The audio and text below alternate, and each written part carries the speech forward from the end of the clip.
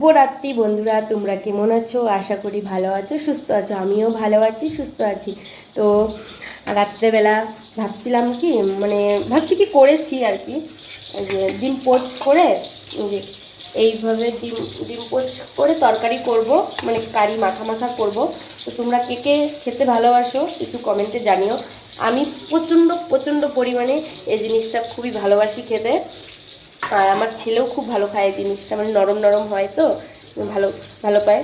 Poach করে ডিমের কারি, এই যে পোচগুলো দেখো। তো পোচ করে ডিমের কারি, চলো তোমাদেরকে দেখাচ্ছি কিভাবে পোচ করে ডিমের কারি করতে। অবশ্য তোমরা সবাই জানো ডিমের পোচ কীভাবে করতে হয়, তো ওটা মশলা দিয়ে কারি কীভাবে করতে হয় তোমরা জানো, সেটা বলার কোনো রেসিপিটা বলার কোনো মানে হয় না। তো এমনি দেখাচ্ছি, চলো দেখতে থাকো। আর কড়াইতে এই যে পটল ভাজা বসিয়েছি, এই যে পটল ভাজা বসিয়েছি কড়াইতে।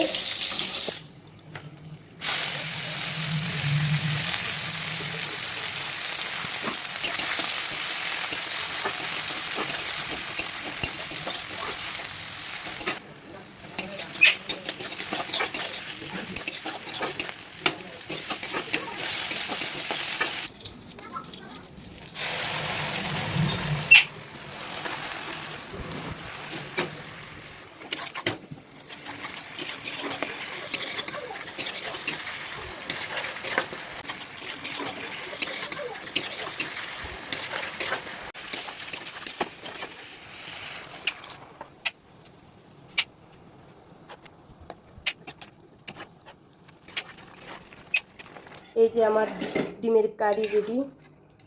তো দেখে বলো একটু কমেন্টে কেমন হয়েছে আমার ডিমের কারিটা। তো ওকে, বাই, তোমরা ভালো থেকো, সুস্থ থেকো।